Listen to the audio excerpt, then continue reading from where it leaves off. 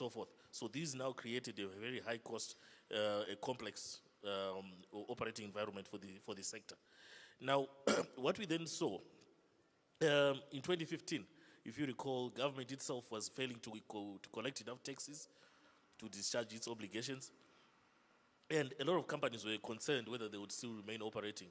Then 2016, there was the implementation of SI64. And from there, what have we seen? We saw capacitalization as measured between 2016 and 2015 and 2016 jump from about 34%, where it had gone to about 47%. And this reflected that there was an improvement in terms of how business was operating. And again, when we measured it in 2016-2017 period, we saw that capacity utilization, this time around, it had dropped by about 2% to 45%. So we were wondering what was the issue, because we were quite sure there was an increased performance in business. Further analysis of the results revealed that about 47% of the respondents had invested in their capacity. So we had a bigger base. So, and when we looked at the volume of goods produced, they had gone up by 5.5%. So meaning that the trend in terms of manufactured goods volume, it had gone up. What is the interesting issue was that now there was investment. We actually had several plants being commissioned in 2017. Including the new cement plant, PPC plant, which was commissioned in Harare, which was adding additional capacity to the cement subsector. We had another company which opened up in the Midlands, again manufacturing cement.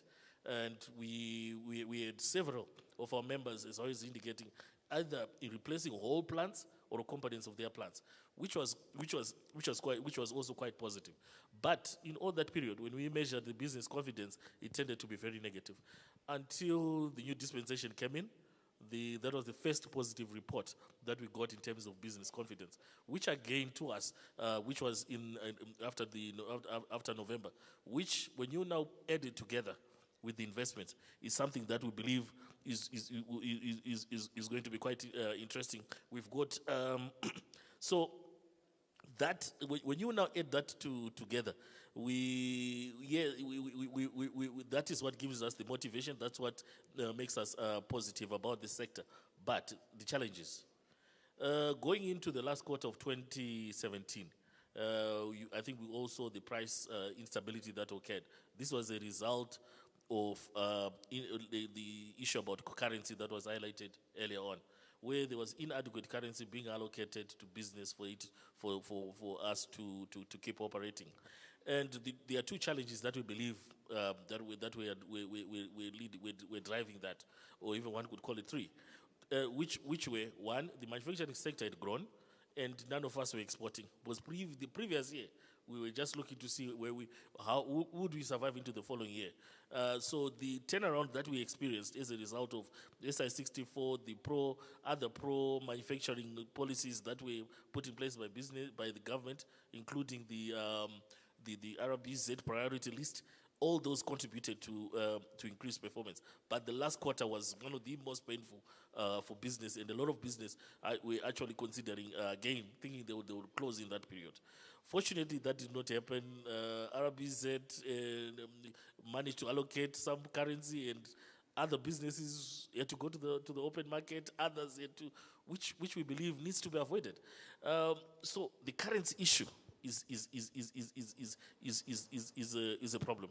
It's particularly for importing raw materials. And one of the issues that we had been lobbying throughout the year as ZZI had to do with the fiscal deficit, which we felt had been driving, as was indicated, money supply, and now ended up with that disparity between RTGS and the actual cash and nostros that we had, and that was driving the black market. But what the other lesson learned, or one observation, was that when the market became a bit more confident, the rate itself, which had gone to about 100%, collapsed to about 50%. And thereafter, between December, that's on the black market rate, between December and around now, it has more or less been stable. Now, the issue is that, the concern now is that we believe the country has got adequate currency generation capacity, but the allocation system is not efficient.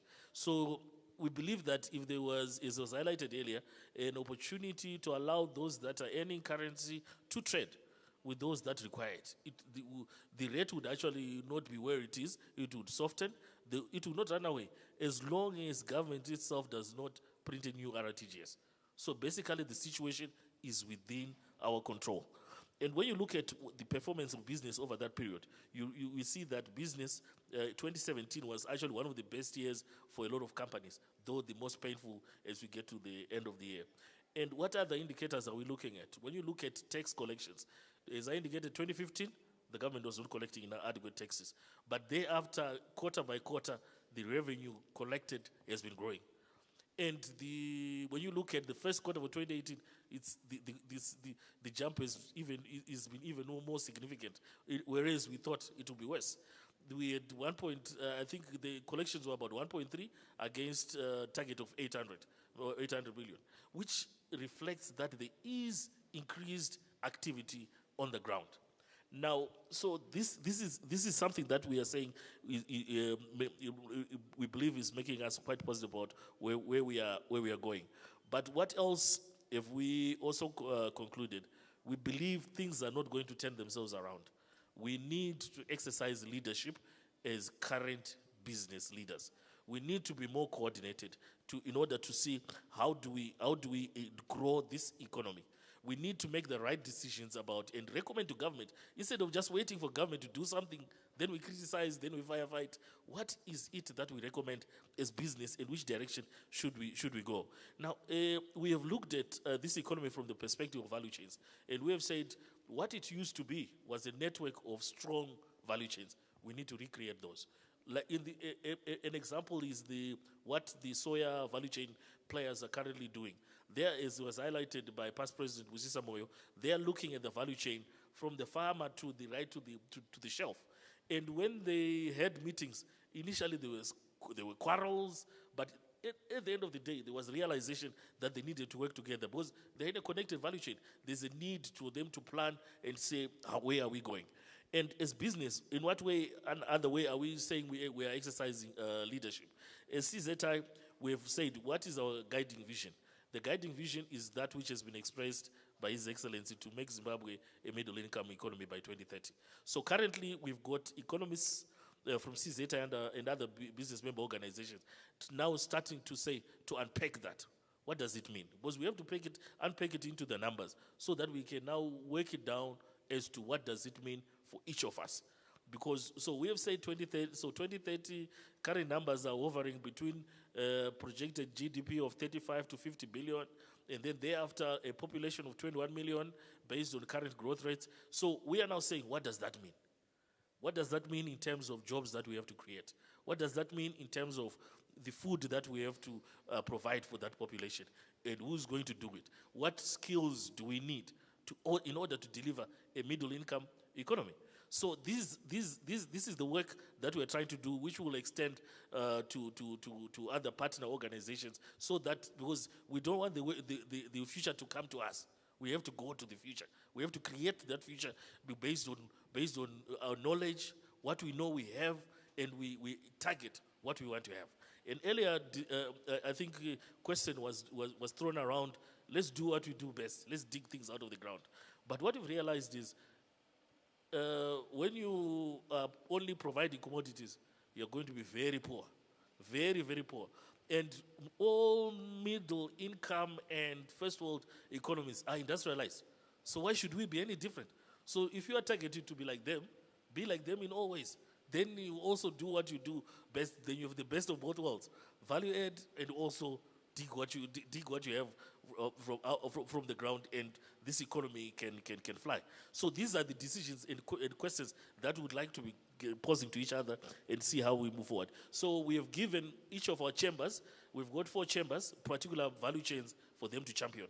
And so the soya value chain obviously is within the Bulawayo chamber, so that they can partner with other organizations so as to grow. So the value chains that are most relevant to those regions are the ones that we have allocated as CZI to say, look, can we try and champion? And also they become the projects. Now, the other issue of Zimbabwe being open for business, we're fully in support of this, but we're also saying, as the investors come in, they should not come in to substitute current businesses. We want them to partner current businesses. And I think in the same budget statement where it was highlighted that the review of the Indigenization Act, there was also the local content policy that was stated, which CZI has been chairing, which is, I think we'll now be taking it for validation. The policy that we've been working to put together with the government is now almost ready, which we are saying should have inclusive economic growth. And in this case, we are promoting linkages to agriculture, linkages to tourism, to mining, to construction, and to public procurement. As you heard, that the mining sector has been the real driver of this economy.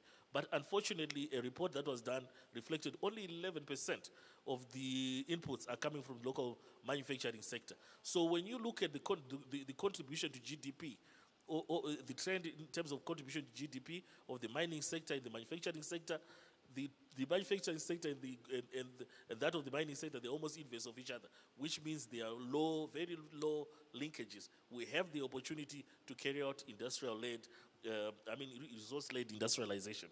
And also with regards to the construction, when Mamdo Lawafa was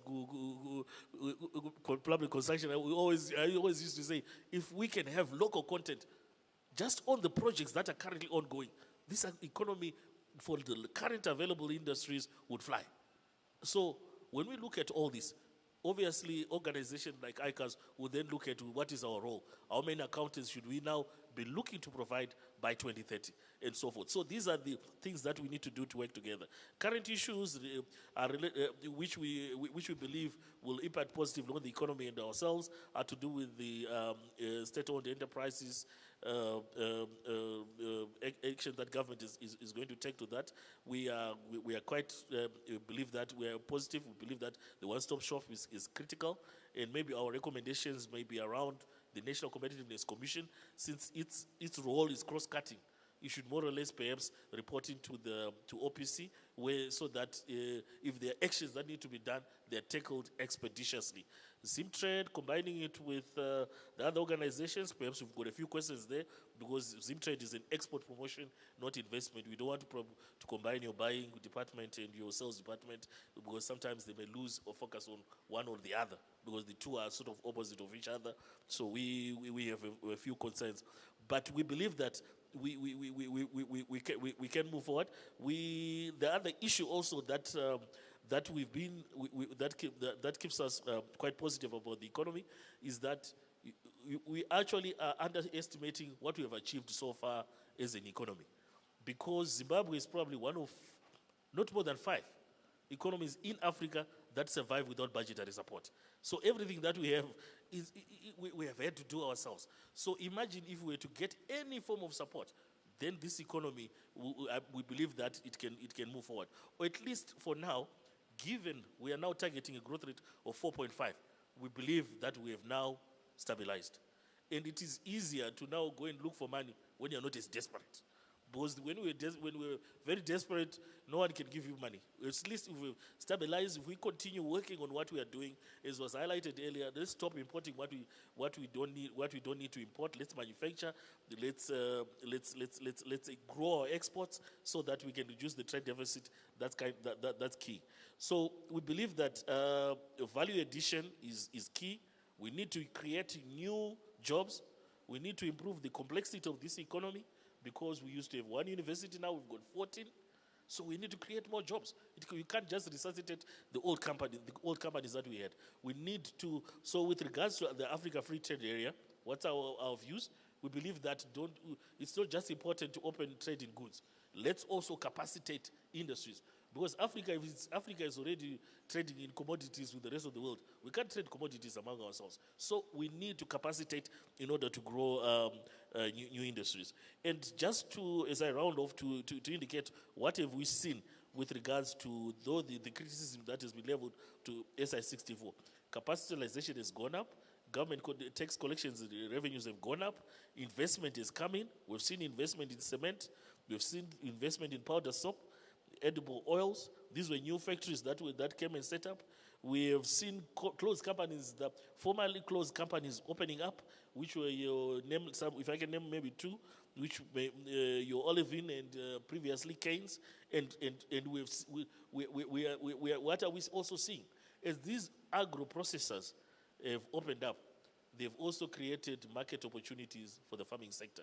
Because currently, we are still importing maybe 50% of the groundnuts that we process into peanut butter.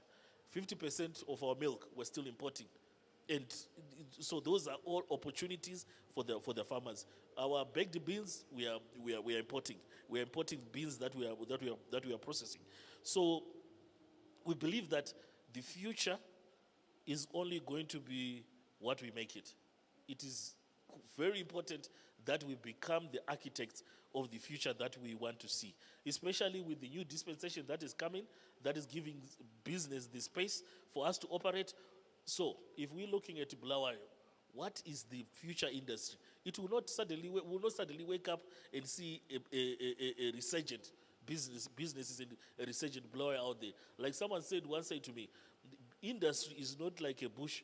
So that when it rains, then you see the bush gets bigger or the jungle gets bigger. We actually have to, when you see industry growing, it means people have done something. And this probably is the challenge of our times. But what we need alongside that, we need strong institutions to be supporting, to ensure value is retained. We need to stop losing value. The smuggling that is currently occurring of finished goods, when there are laws, when there are people that are supposed to ensure those laws are complied with, is killing industry. It's depriving industry of business. It's depriving the fiscus of revenue. But we see it.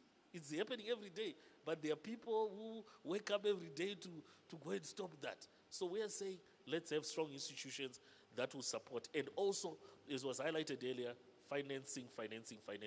We need appropriate financing to drive all our sectors to ensure that we develop. Thank you.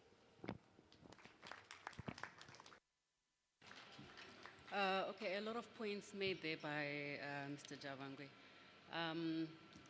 I think the important one that you mentioned was value addition and the conversion base. I think our products are expensive. We cannot deny that. Value addition, minimizing imports. So I think it would have been interesting to also get the agriculture sector to have been here and also maybe talk about what's happening in the agriculture sector and how they can feed into the manufacturing sector to minimize imports. And, so I'll take questions if there are any, and then maybe I'll take 3 now, and then they'll get time to answer the 3 questions, and then we'll move forward. I think there's a mic that's going around. Yes. Am I the one to start? Yes, you can go ahead, sir. Oh, okay. Thank you very much.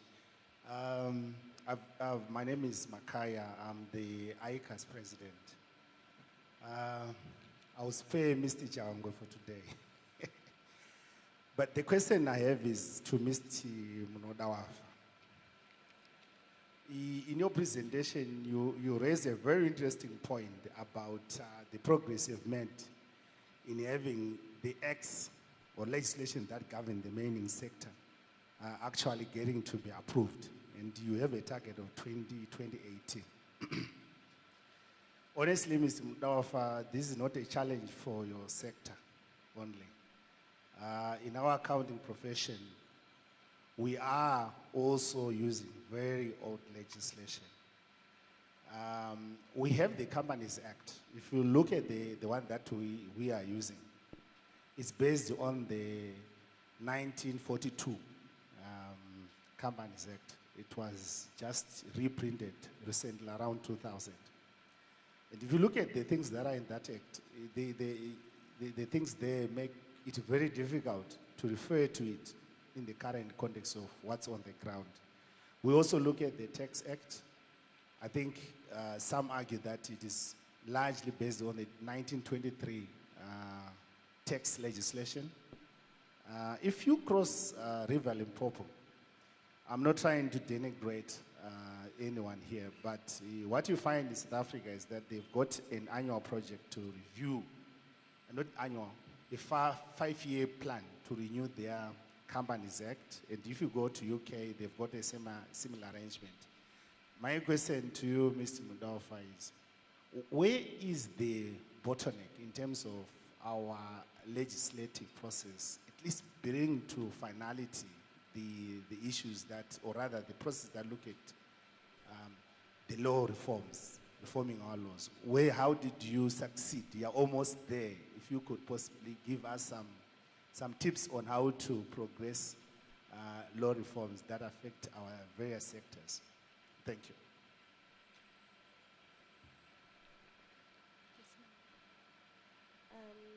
My name is Tashinga Chimuti, and I've got two questions, one for the mining representative, Mr.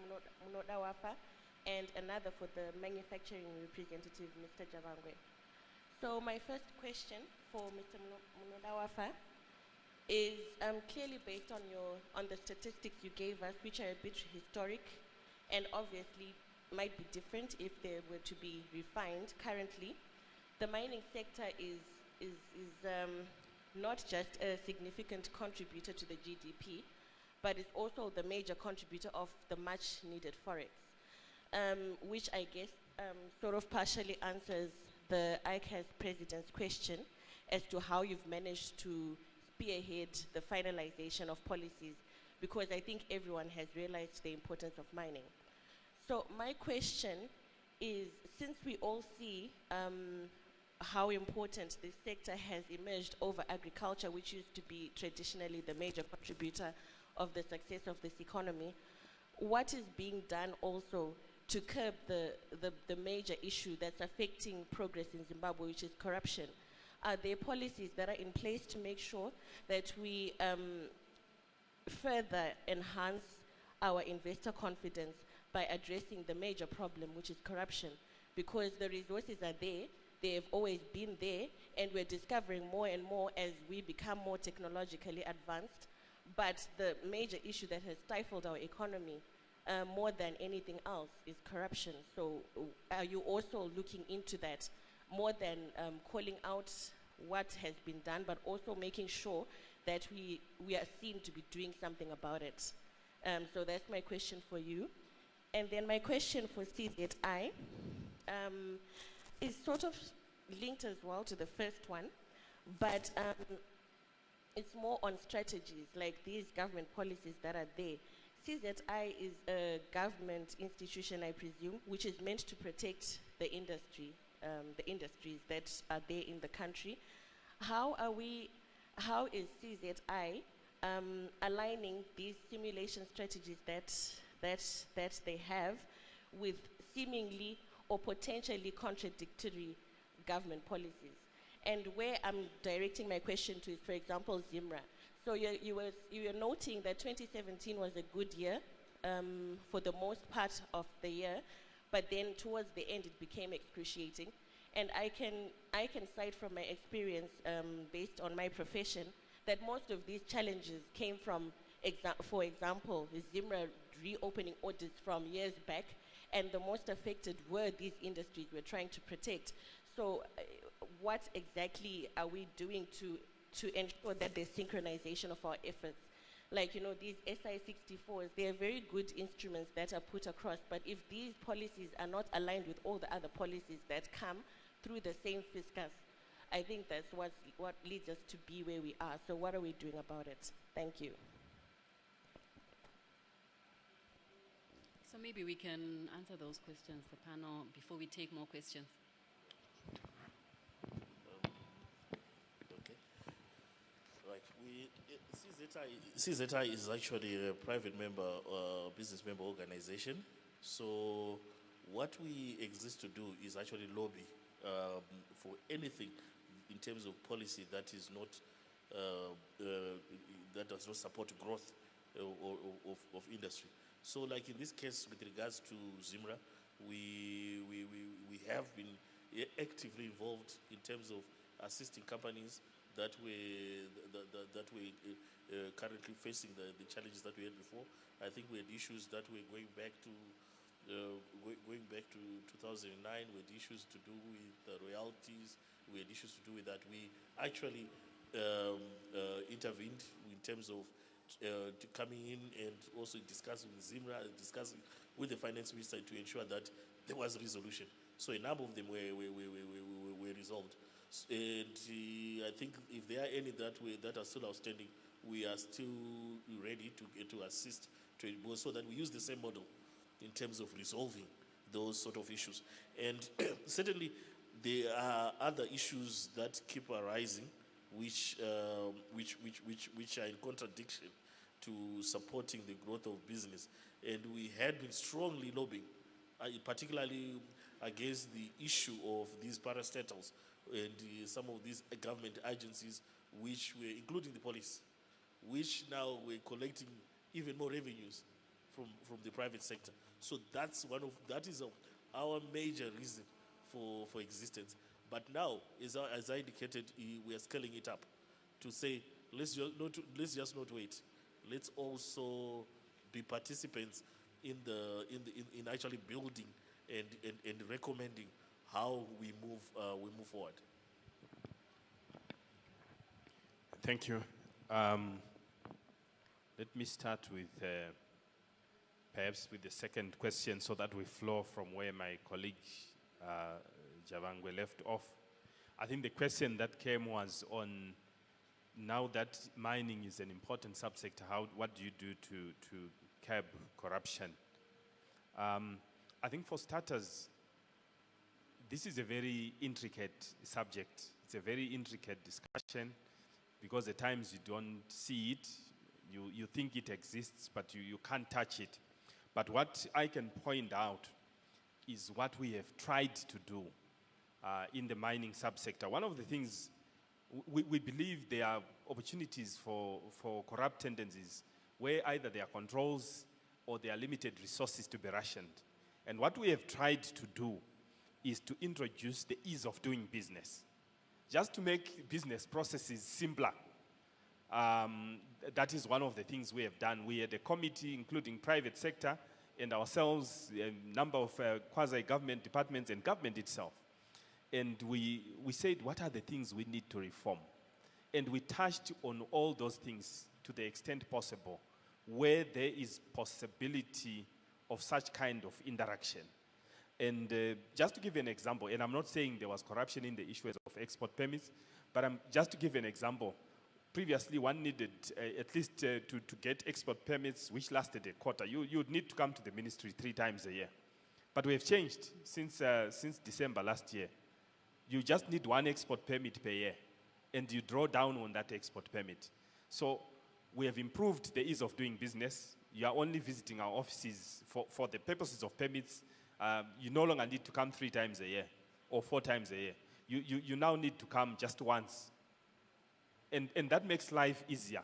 You minimize interface, which may present an opportunity for such.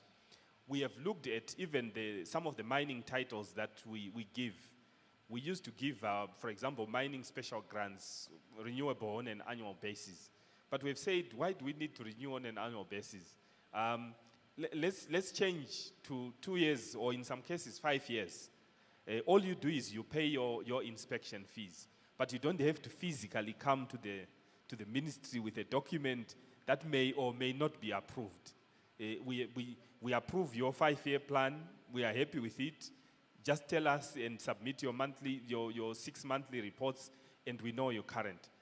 It not just also minimizes conduct, but it also leaves you to focus on your business within that context of the ease of doing business. The third level of intervention that we are dealing with is that of computerizing our structures. Because again, if you want to register a mining title, you come to my office, to the provincial office. There's a map, almost the size of what I can look at there. And within it, there are maybe 100 blocks.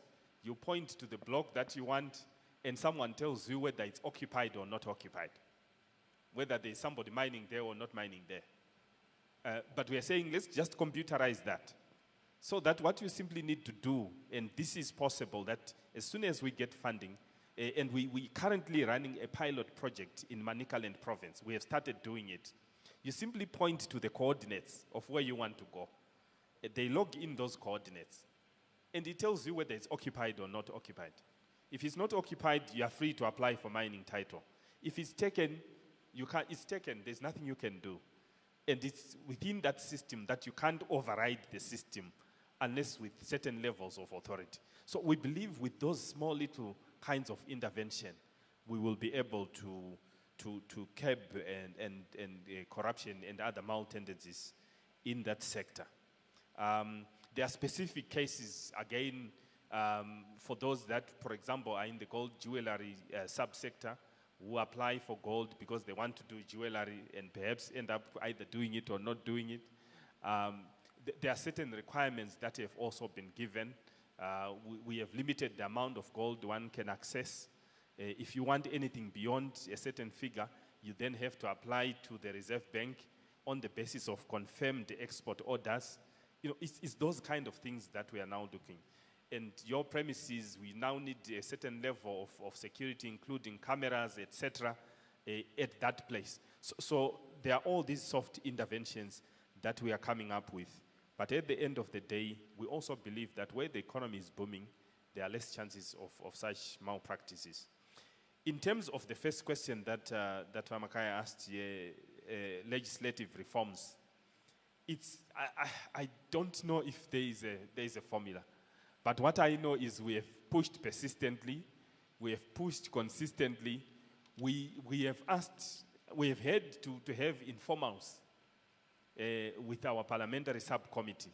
Because when we tried, you try in parliament, it fails, you try in parliament, it fails. We got to a stage where we said, let's just go for a retreat, where yes, we acknowledge you are members of parliament, but we discuss as equals. And we say to yourself, what is the problem? Why do you not like this clause? And they also tell us their views. And we believe that kind of informal, for example, the way this current bill then moved, we went for an informal for 3 days, and we more or less came back with consensus. The 6 things we disagreed on, we just said, let's circle them. And those are the 6 things that will be subject for debate, that have been subject for debate in Parliament. The rest, we knew what the questions they would raise, and they knew what answers we would give, and there was consensus. So I think interaction is also important, the retreats, but you need to be consistent. And I think you need people who continue to champion that cause, even if it doesn't seem to be making sense. Thank you. All right. We are running out of time. I think we're going to move on to the next session. But I encourage everyone to interact with our panelists when we have our lunch break. You're welcome to ask them more questions, and they'll be able to answer. So I'd like to thank our panelists for the contributions that they've made. Thank you.